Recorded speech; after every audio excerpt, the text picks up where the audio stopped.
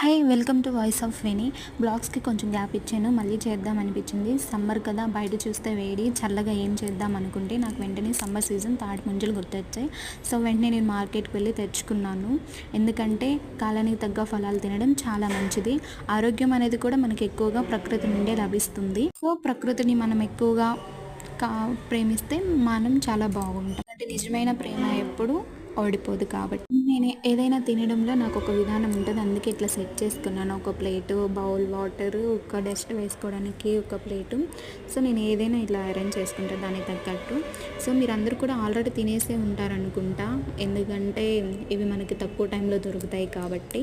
ఇంకా ఇట్లా అన్నీ తీసుకొని ఒక ప్లేట్లో ఇలా నేను సెట్ చేసుకున్నాను. అయితే చాలా సాఫ్టీగా, చాలా ఫ్రెష్గా బాగున్నాయి, కూల్గా వేడికి. అయితే తాటి ముంజల్ని ఒక్కొక్క ప్రాంతంలో ఒక్కొక్క పేరు పెడతారు, మరి మీరేమంటారో చెప్పండి. అలాగే ఐస్ యాపిల్ ట్రీ అని కూడా అంటారు. మరి ఐస్ యాపిల్ ట్రీ అనే పేరు ఎలా వచ్చింది ఏంటి అనేది కామెంట్. టేస్ట్ కూడా బాగుంది. ప్లేట్ ఖాళీ అయిపోయింది. Like, share, subscribe and bye.